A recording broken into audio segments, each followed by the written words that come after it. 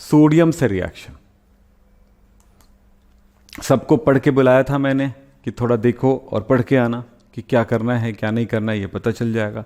तो चलिए बताते जाइएगा, सबने पढ़ा होगा अपने अपने तरह से। तो ये जनरल रिएक्शन है, इसको अपने स्तर पे आपको करना होगा, अपने लेवल पे करना होगा, पर फिर भी मैं अपनी तरफ से कुछ एक रिएक्शन बता देता हूँ।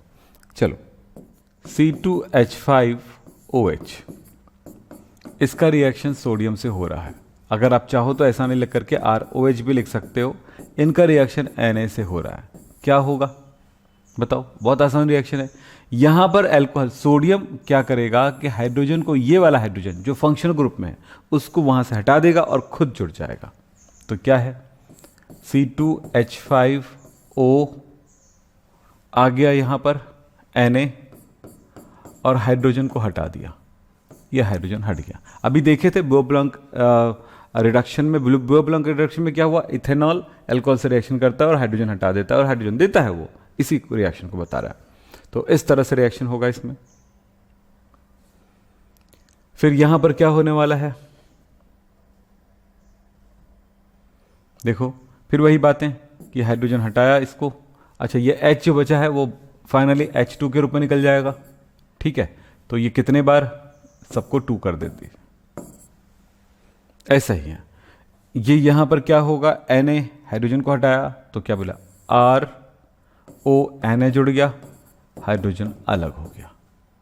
मुझे लगता है कि ये सारे रिएक्शन आपके लिए इजी हो गया फिलहाल। ठीक, चलो नेक्स्ट। अब है यहां पर रिएक्शन है अल्कोहल का OH समूह के साथ होने, अल्कोहल के OH से रिलेटेड रिएक्शन, अल्कोहल का OH से रिलेटेड रिएक्शन। OH से रिलेटेड रिएक्शन में क्या होता है, एस्टरिफिकेशन।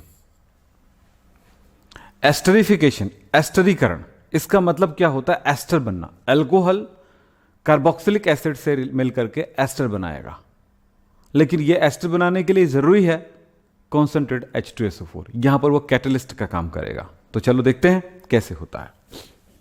देखिए, RCOOH,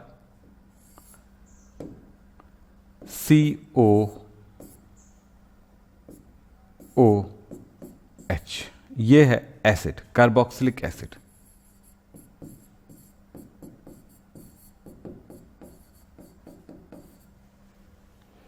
प्लस कोई अल्कोहल R-OH, किन के प्रेजेंस में, कॉन्सेंट्रेट H2SO4 के प्रेजेंस में। हल्का गर्म करने की जरूरत पड़ती है। अब यहां से देखो, इसका OH ना और इसका H, ऐसा नहीं है, यहां पर एक्चुअली OH के H परमाणु से रिलेटेड बोल रहा है। तो मेरे पास होगा इसका OH होता है, जबकि इसका सिर्फ H। ध्यान रखना, यह बहुत जरूरी है कि अल्कोहल के H से रिलेटेड रिएक्शन देख रहे हैं हम लोग, अल्कोहल के H से रिलेटेड रिएक्शन देख रहे हैं। तो ये रिएक्शन एग्जाम्पल में याद रखिएगा, 2 काम आता है कि एसिड के OH से रिलेटेड रिएक्शन, जबकि अल्कोहल के H से रिलेटेड रिएक्शन है, ये याद रखना। तो ये H और ये OH निकल गया पानी बन के, बच क्या गया, RCO, RC double bond O। अब इधर से बचा हुआ OR dash, OR dash, OR dash, इस तरह से बनता है एस्टर। ये एस्टर बन गया। ठीक है, तो ये रिएक्शन बोलते हैं एस्टरिफिकेशन। बहुत इंपॉर्टेंट रिएक्शन है, ये ध्यान रखिएगा। जब इंपॉर्टेंट लगता है और होता है, एग्जाम में आता है, तो मैं जरूर बताता हूं। ये जनरल रिएक्शन के साथ साथ ये इंपॉर्टेंट रिएक्शन भी है। ठीक है, चलो नेक्स्ट। अम्ल व्युत्पन्नों के साथ रिएक्शन, मतलब एसिड डेरिवेटिव्स के साथ रिएक्शन। अल्कोहल का एसिड डेरिवेटिव के साथ रिएक्शन में, एसिड डेरिवेटिव में क्या क्या क्या क्या चीज आ सकती है वो देखेंगे। तो मैं कुछ एक ले लेता हूं, RC double bond OCl, RC double bond O, RC double bond O। ये क्या चीज है, ओइल हैलाइड बोलते हैं इसको, एल्केन ऑयल हैलाइड भी बोल सकते हो। और तो ये यहाँ पर क्लोरीन लगाया हो तो क्लोराइड बोल सकते हो। अगर इसकी जगह पे आप चाहो तो आप क्या लिख सकते हो, CH3COCH3, तो इसको बोलते हैं CH3Cl। तो इसको क्या बोल देंगे यहाँ पर बोल देंगे एसिटिल क्लोराइड।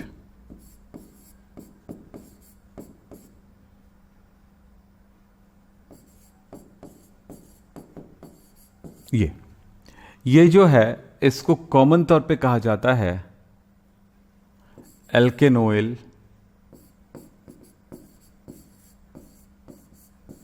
क्लोराइड, और ये एसिड एनहाइड्राइड कहलाएगा।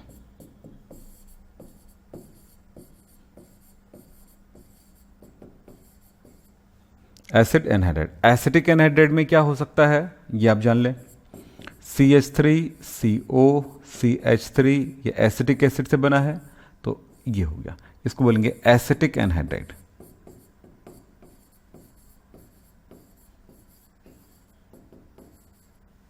चलिए ठीक है, तो यहां पर मैं को क्या बता रहा था,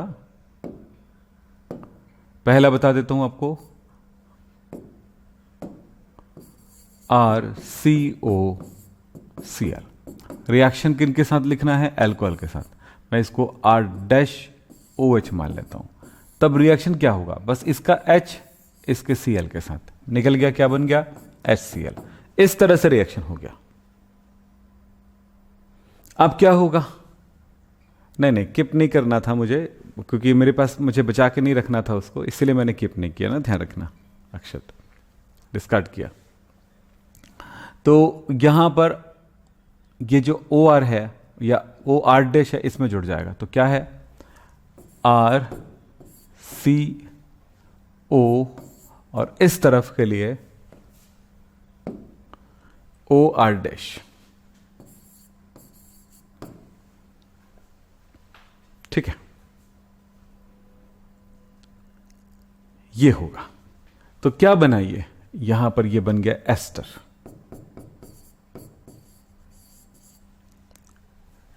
इसी तरह से एक एसिड डेरिवेटिव है मेरे पास एनहाइड्राइड।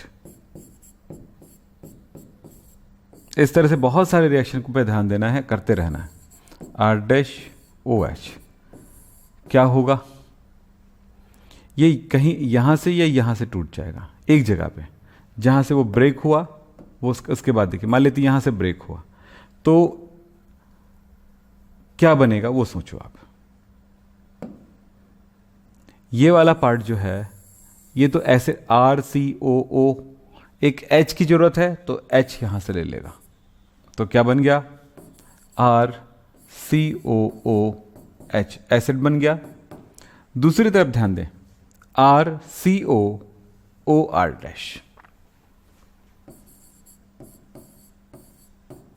यानी दोनों तरफ एस्टर, एक जगह पे आपको मिलता है एसिड और एक जगह मिलता है एस्टर, तो ये है एसिड और ये है एस्टर। आप इसमें एग्जांपल लेके देख सकते हैं, जैसे मैंने लिख दिया कि CH3OCl के साथ रिएक्शन कर लो, CH3COOCO, सॉरी हाँ ठीक है, CH3, इसी को लेकर के CH3COOCO-CH3, ऐसे करके इनके रिएक्शन आप करके दिखा सकते हैं कि इनके साथ C2H5OH के साथ। मुझे लगता है कि सारे स्टूडेंट्स को बना पाएंगे यहां तक समझने के बाद। चलिए सही है। किटीन के साथ, किटीन किसके कहेंगे, ये सबसे बड़ी बात है, किटीन किसको बोलेंगे, ROH है मेरे पास, एक एग्जांपल है किटीन CH2 double bond C double bond O, इसको कहा जाएगा किटीन।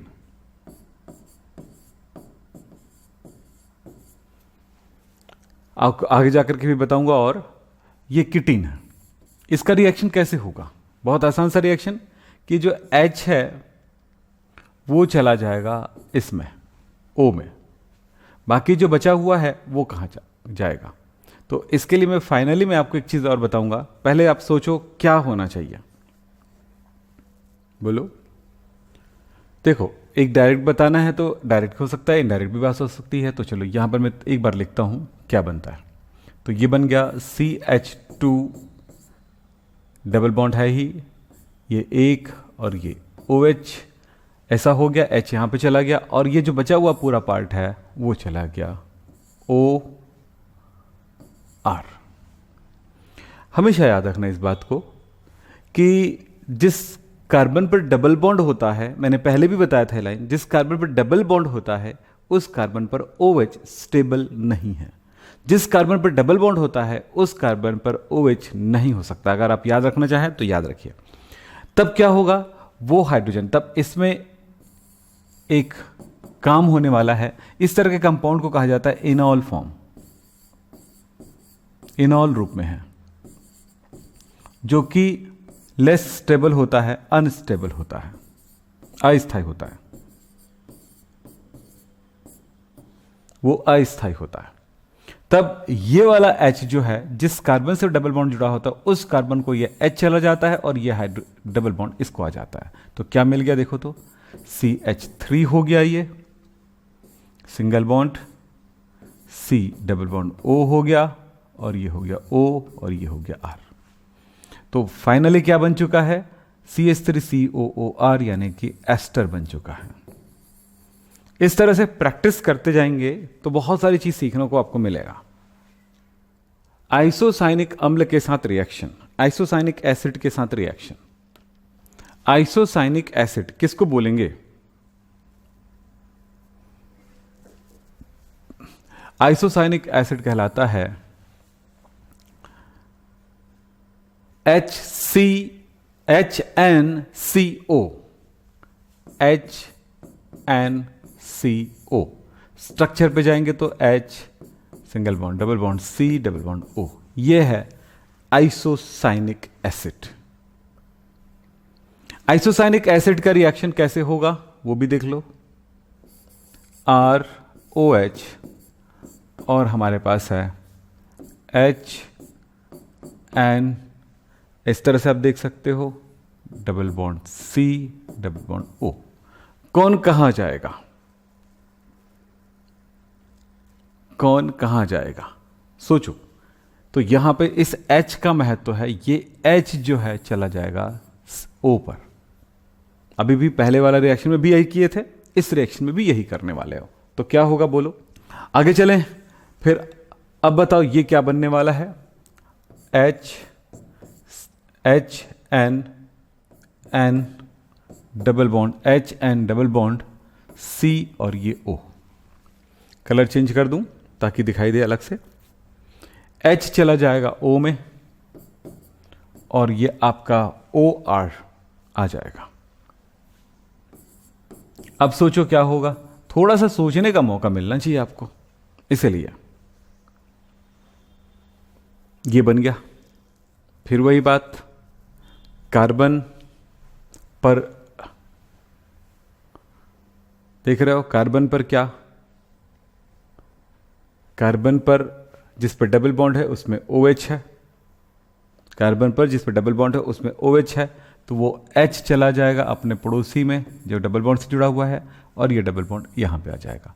एक तरह का ये क्या चीज है, ये इसको बोलते हैं हम लोग टॉटोमेरिज्म, चला हुआ होता।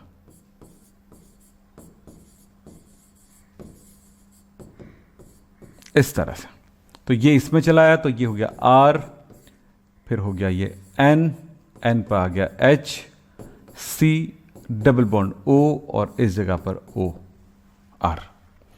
तो ऐसे बहुत सारी चीजें जो है आपको रिएक्शन में मिलेगा। तो कुछ जनरल रिएक्शन के बारे में बताया था, वो सारे रिएक्शन एक बार करके आप रखिएगा। जैसे ये है एथिलीन ऑक्साइड के साथ, एथिलीन ऑक्साइड क्या होता है, CH2 यहां पर डबल बॉन्ड CH, यहां पर ये एथिलीन ऑक्साइड है, 1 2 3 4 ये हो गया। इसकी रिएक्शन ROH के साथ होगा तो क्या बनेगा, चलो कोशिश करो। एथिलीन ऑक्साइड में एक बॉन्ड यहां पर ब्रेक होगा और H लग जाएगा, सीधा सा कहानी है। तो क्या बनना है वो बताओ। तो यहां पर है, सॉरी मैंने क्या लिखा, एथिलीन ऑक्साइड ना, एथिलीन ऑक्साइड। तो ये हो गया आपका CH2, एक बॉन्ड टूट जाएगा भाई, कोई सा भी एक बॉन्ड टूट गया, ये बॉन्ड तोड़ दिए। बॉन्ड तोड़ने पर क्या बचा, CH2 यहाँ पर O है और यहाँ पर ये जगह है, तो ये H जो है किस में आएगा, O में आएगा, सीधी सी बात है। ये यहाँ पर H आ गया और बाकी जो बचा हुआ है OR, इस तरह से बन जाता है। ठीक है, तो इस तरह के कंपाउंड बनता है।